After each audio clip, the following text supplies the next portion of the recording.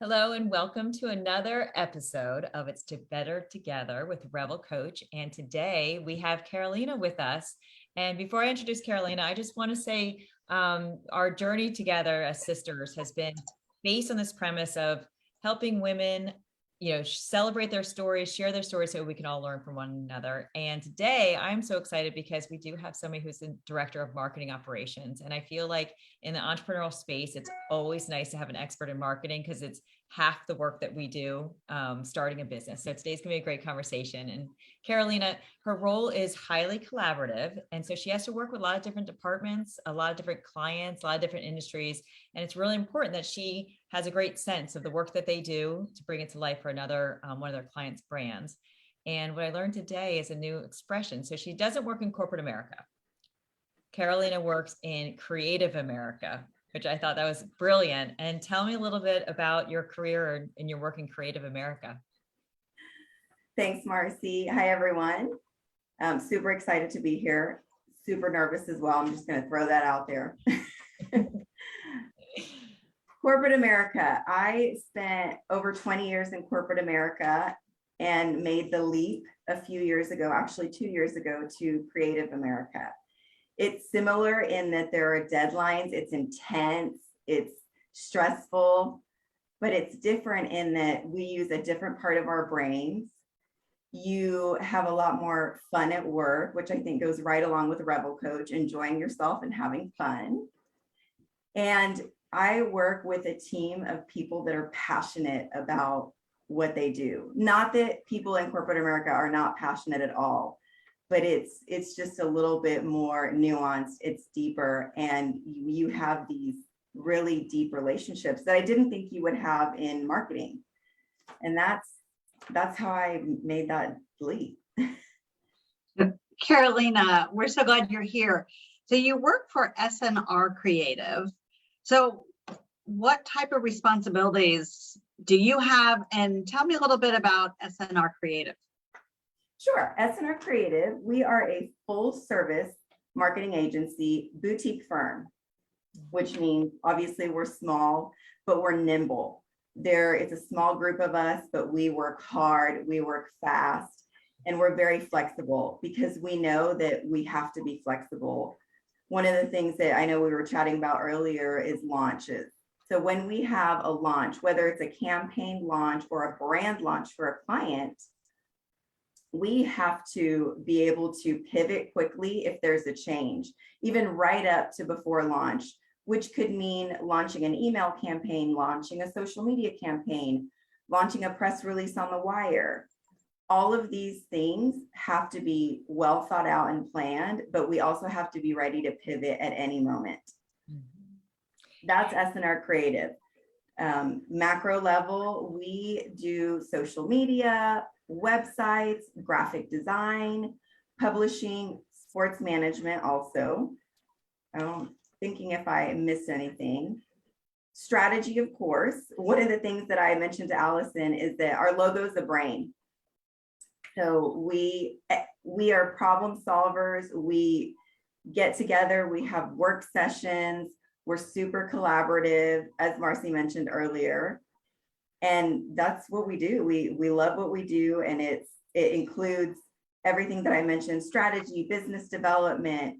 We help our clients solve problems. So I'd love to dig into that more because so many clients, the way marketing has kind of transformed, where it went from you needed a website just to kind of show like the billboard, we're open for business. And now there's all this, from the user experience and the customer expectations of, your brand promise and how they interact with your brand. If you have a new client and they need to rebrand, and there's a lot of things they could do, to make this kind of come to life for their customer, like where do you get started? Like, how does that process kind of work with the client, and kind of give us some details about the process? Sure. The process depends on what that client wants. So for example, you have someone launching, like you said, a new brand, or it's a brand new firm. We have a couple of clients that perhaps they were venture capitalists and now they want to form a nonprofit organization. So the questions that we ask are what I am a potential client. I'm going to land on your website or your socials, or I'm going to receive an email or a blog or a newsletter. What do you want me to feel? And more importantly, what do you want me to do? So that's how we start the conversation. The other thing that we do is before we even have the first call with our client, we put forth a branding brief. That branding brief asks a lot of questions. Like I mentioned earlier, we like to dig deep and ask questions. Who's your demographic? Who are you targeting? What do you want people to remember about you? So aspirationally, what do you want your brand to be? What are the words that you want folks who visit your website or who get off the phone with you? What do you want them to say about you?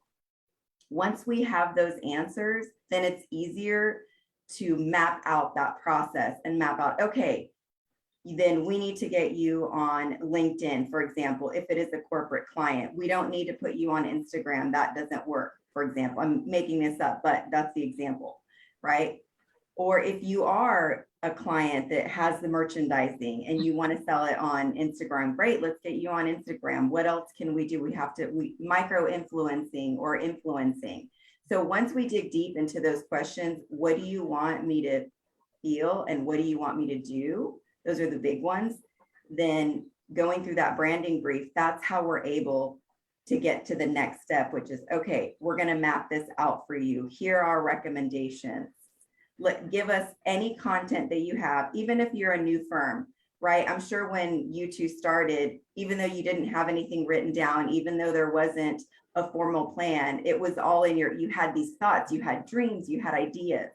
So our tagline is from idea to reality in the most creative way possible. So we take your idea and we help you turn that idea into a reality. How we do it is we ask you questions to help you solve that puzzle of marketing. Yeah, that's great. I mean, we probably could have used you a few years ago, but but we had fun doing a little DIY version of it.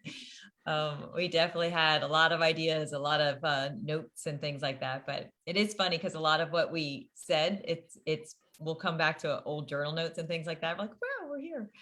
I'd love to ask you a little bit more about, you were talking about social media, and there's all these different options, from Twitter to LinkedIn to Facebook. Can you just break down for us kind of which ones are best for what? Sure. I will caveat this with, we have a social media manager who is excellent. And anything that I say, I hope I make her proud. I'll also say, I think I told Allison this, I consider myself a baby marketer. I am very new to the marketing space. That's actually part of my journey that we can discuss a little bit later on. Social media, I will admittedly say that for me personally, I don't have a huge social media presence, but I understand its importance for a business. So I'll give you our example, SNR Creative. We are on all the social channels, Instagram, LinkedIn, Twitter, Facebook. There are certain, the other thing we love is analytics and metrics, So after a few weeks or months or years, depending on how far you're looking out, look back at your metrics and your analytics and see what's working and see what's not. That's actually the best way. So one of the things that we learned is for SNR Creative, while what we put out is beautiful and it's engaging, right? Because marketing should be beautiful and it should draw people in. So there's a lot of creative, there's a lot of visuals. Instagram was not the best place for us to showcase and attract clients that we're looking for. So what we did is we looked at those metrics and then we looked at the metrics on LinkedIn. Well, that's the audience that we want to reach, right? Those are our clients. That's where we need to be. So that's when we pivot, refocus, and put our energy into LinkedIn. And this is what we tell our clients. We do a lot of A/B testing, even if it's with an ad, for example. Let's test 2 different ads on all these platforms. Let's give it a few weeks. Even after 1 week, you can take a look at ad performance and you'll know what's working and what isn't working. And you just have to be able to know it's going to be trial and error. That's that's just part of the business. It's not going to be perfect the first time you do it. And so that's, one of the things in our mod services, which is our marketing on demand services. It's usually a service that we offer that we have a minimum time frame, which I'm sure other folks do, I'm sure y'all do, for engagement, because you won't be able to see your performance in a week or 2 weeks. You need some time. So that's what we tell our clients is what performs best for you. It depends. The best way to find out is by looking at your metrics. Well, what was the other thing I was thinking about? Facebook. Thank you. Facebook groups. I just like went off. Facebook You're groups. welcome. Those work really well. I know that Facebook groups are super tight knit and they're hard to get into. So they work for organizations that also have that same culture. So we have a few nonprofits, for example, and they work really well in that Facebook group page because you're not selling your service, right? These nonprofits aren't selling a service. They're trying to support others and help them. So when you come into those Facebook group spaces, you become a subject matter expert and people trust you. And once people trust you and you have a relationship with them, then you can offer, okay, here's what I can do for you. So that's the long story. Yeah. Long answer. Well, one more question on that. And I think actually, I'm just curious about it, but I'm hoping your social media girl, she'd be proud because I thought that was really well laid out. What about email campaigns? How much is that kind of the same theory? Just see how your emails are coming out, or is there kind of a methodology of what's too much, what's too little? Same thing with email campaigns. You have to look at your metrics, right? So depending on whether you use HubSpot, whether you use MailChimp, for sure, nothing more than once a week. Once you start getting something more than once a week, it just becomes, it's overload for your client or your potential client. We have one of the things that we do when we go in with an existing client and they just want our help and our recommendations is we do an audit. We do a full audit on their social media, on their newsletter, on their website, and we make recommendations. And a lot of the times what we recommend for emails is twice a month. That's pretty much what we start with. Same thing. We kind of test it out. We do it twice a month. And we also do a resend. So this is one of those tips and tricks is we do a resend the following week to those that didn't open the emails. And the other thing that you do is you change your subject line. So once you look on the back end on the metrics, you'll know who didn't click on it, who did click on it, and okay, this new subject line worked or it didn't work. So it depends on the client. But I would say twice a month and always look at metrics. That's your best bet to see the real data, right? It's not anecdotal. You can actually look at numbers. That's great insight. I love all that information. And I really like the little secret to changing the subject line. And I'm relieved to hear only send out once a week or twice a month even for emails. That's really good because, it makes life a little easier, right? But earlier you mentioned that you have an interesting story of how you landed in this creative space. So walk us through what it was like to be Carolina in your career journey. Okay, sure. My career journey started in the engineering world. I am not an engineer by trade, but I landed at an engineering firm and the job was RFP specialist. And RFP stands for, request for proposal. So you can have an RFP, an RFI, or an RFQ. So request for proposal, request for information, request for qualifications. So organizations, companies, they'll send out RFPs to potential vendors or partners, and you'll answer those RFPs. RFPs are usually required by government entities or procurement organizations, which means they're long, they're boring. There's a lot of tedious stuff in them that you have to respond to. Most people hate RFPs. I love them I got into the RFP world over 20 years ago, not knowing what I was doing whatsoever. But I just got in there and figured it out. That's part of my makeup, right? Even if I don't know what I'm doing, I'm going to do whatever I can to figure it out. And that's kind of how I feel in my world right now in marketing. I feel like I have no idea what I'm doing, but I'm just I'll figure it out. So I became an RFP specialist. I moved from engineering to the architecture and design industry world and continued that RFP journey. And then went to a very high-end architecture and design firm where it was all about visuals, marketing, beautiful. And that's where I started to learn the marketing world. And went back into still in the architecture and design industry, but more corporate, less creative. And I brought in what I had learned from that architectural and design firm. Again, became an expert at this RFP process, which is, again, not fun for anyone. I love it. I love the whole process of it. And I think my pivot was during the pandemic. I'm sure you have a ton of these stories, but one morning I woke up and I said, I've been doing this for 15 years in this particular organization. And I said, I don't want to do this for another 15 years in this particular organization. And one of my clients actually reached out to me, Shavana Schreiber, founder and CEO of SNR Creative, and she asked me if I wanted to do some marketing work on the side. I immediately said yes, I would love to do some contract work. And that's how I came into Creative America.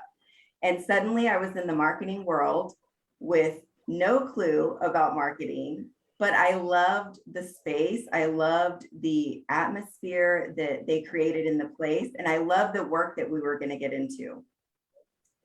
So I was telling Allison that I'm a woman in my 40s and had to completely change careers from commercial interiors and RFP specialist to suddenly marketer and business operations, marketing operations. And I remember thinking, I'm not qualified. And I know we talked about this, Allison. I felt like an imposter. Someone is going to find out that I am not qualified for this job and I'm going to lose it. But I was telling Allison, one of the things that I started 2 years ago when I started this transitional journey is I started meditating.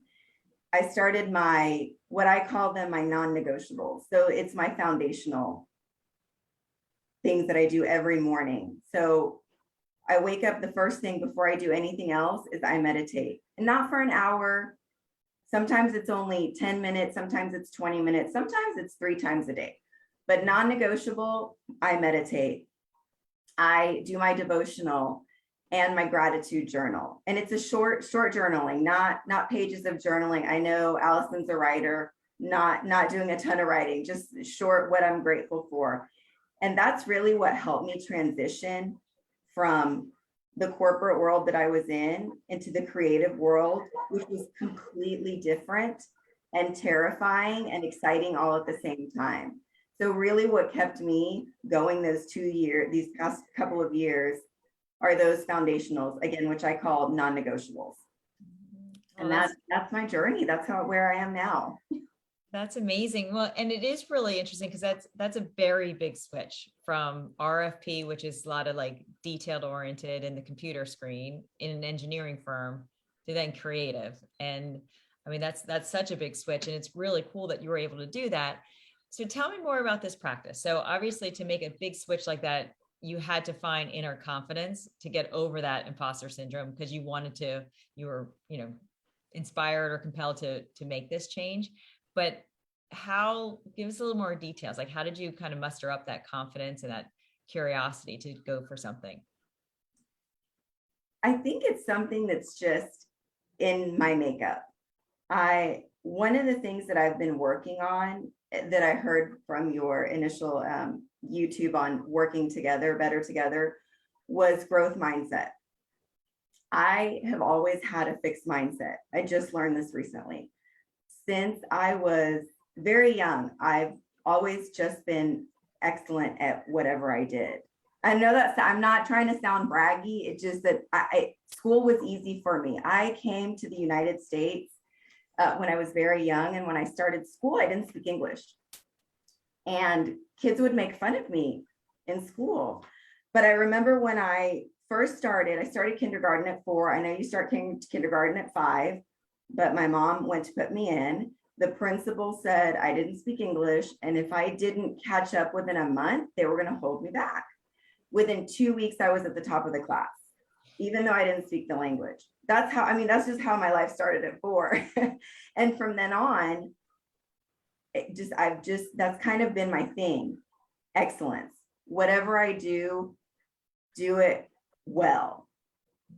And even though this was a terrifying thing to go into something that I don't know, I knew that because everything I attack, everything I go for, I will do it with excellence, even if I don't know what I'm doing.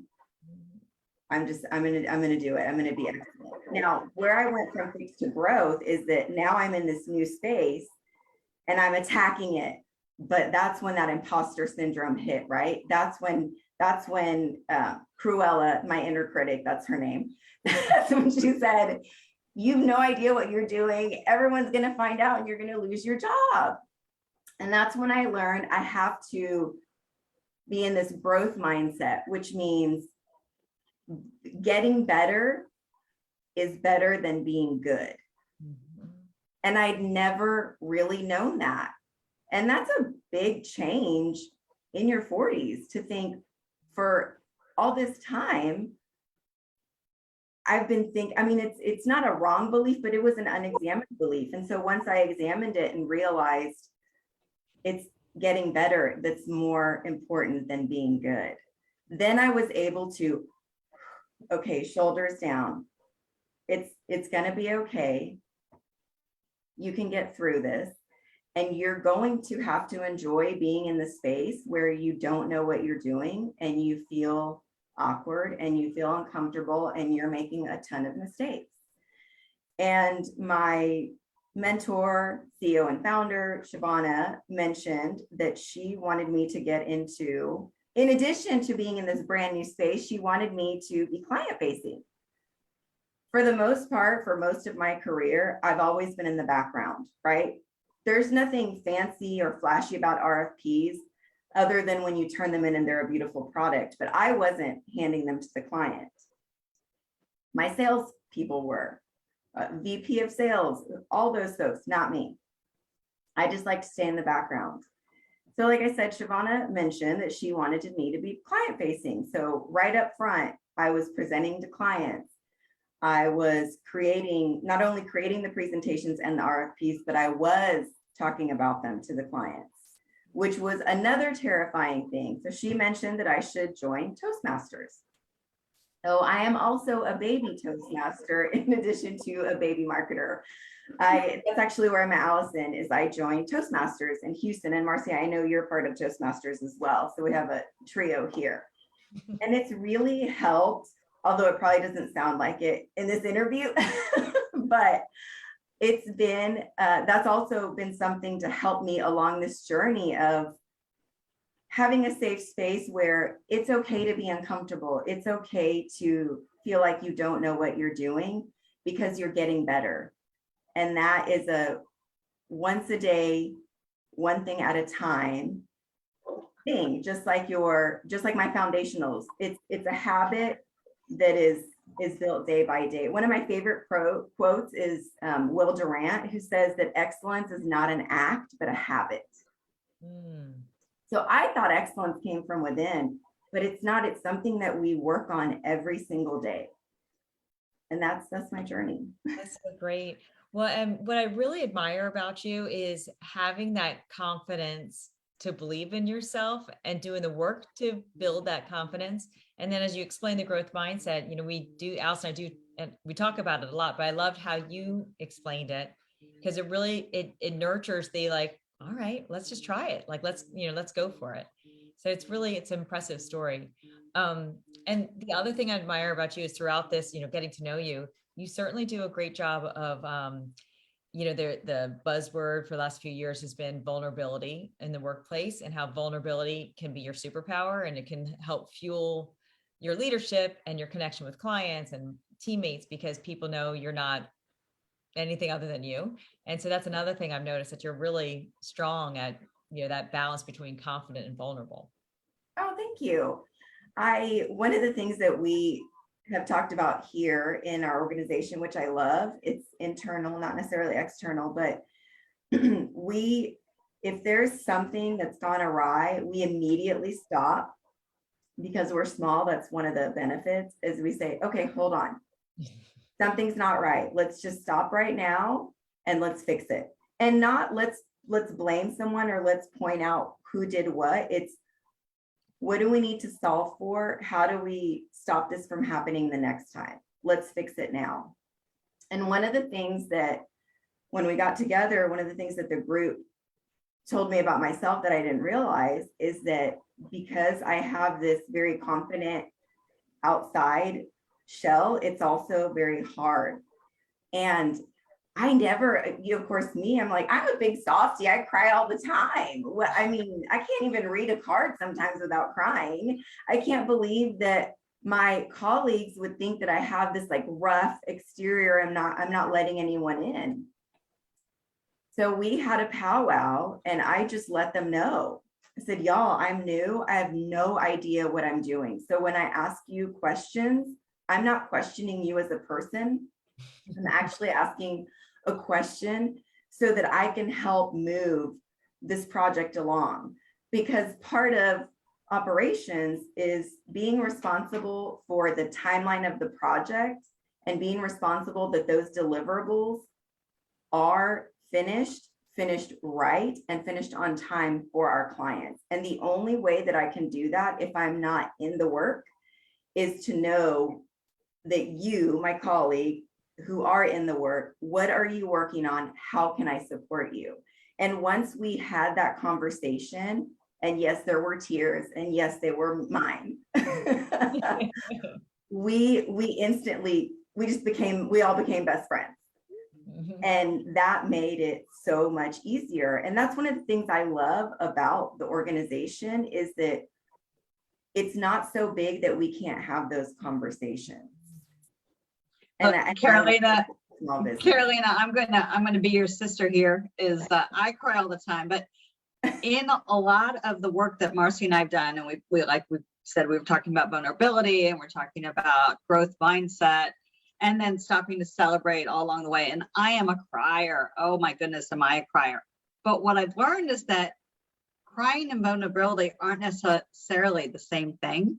And so I appreciate with you saying that, because I think all people perceive me sometimes as being this strong exterior, when in fact I'm a little bit of a puddle on the inside and not quite knowing what to do. And so, but the tears, aren't necessarily perceived as vulnerability. And so that's one of those things where it's a really interesting part of the journey. I am so glad you've been able to come and to share with us your story, share with us all about being a creative, switching industries, how we can actually get ahead with our own marketing, which is really awesome.